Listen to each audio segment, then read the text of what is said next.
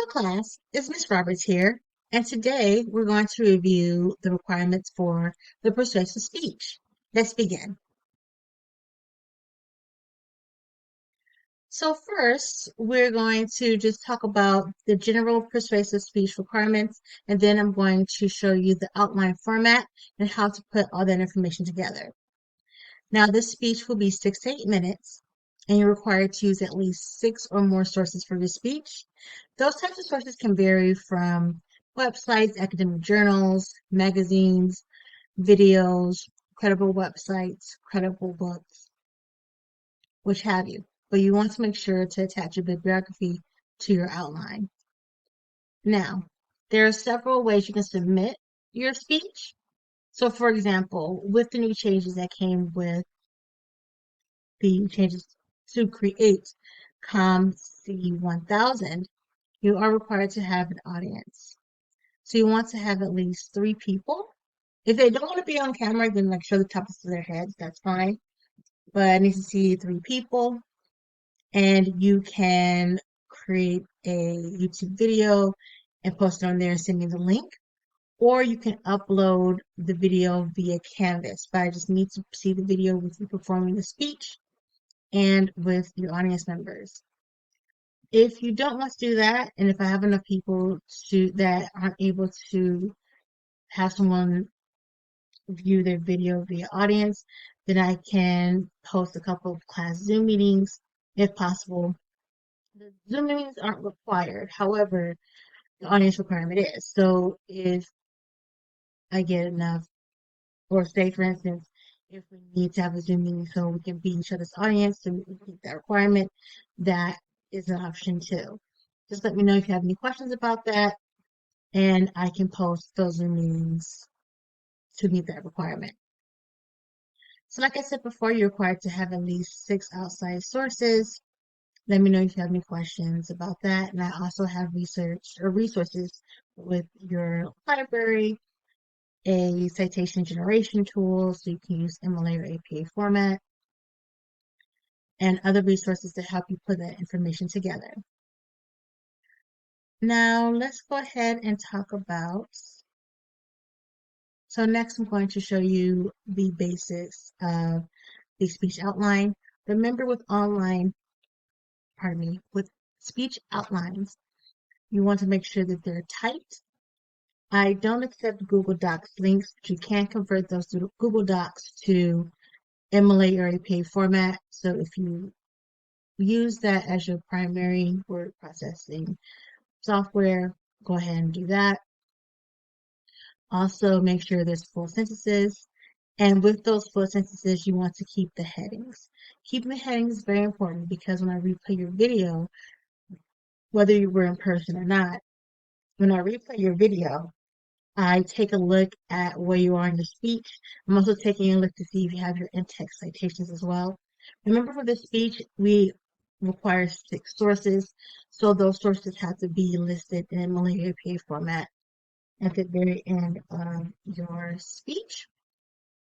Then they also have to be cited both verbally. So you can do this simply by saying according to, or such and such says, or such and such states. So very simple, but it also has to be incorporated in text within your outline.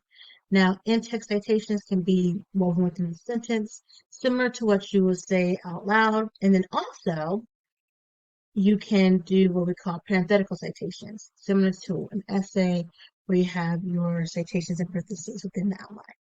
So let me show you what the outline format looks like.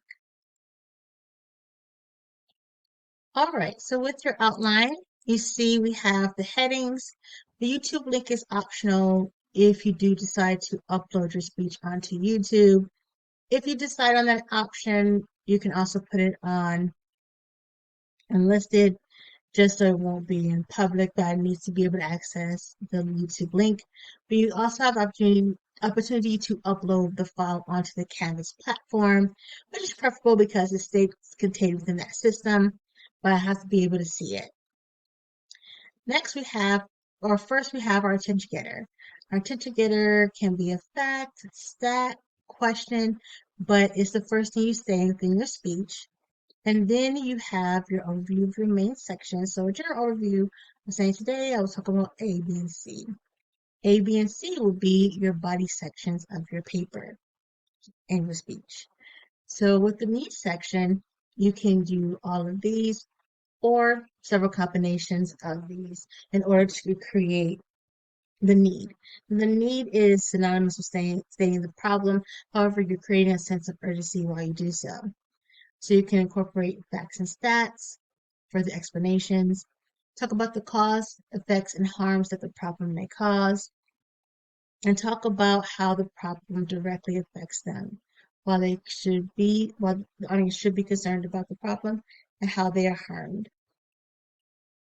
Next, you have objections. So because you're taking a stance, unlike the informative speech, you're taking a stance, you are presenting the opposing viewpoint, and you can acknowledge like, hey, this is your viewpoint. I understand why this is your viewpoint, but this is why I believe what I believe.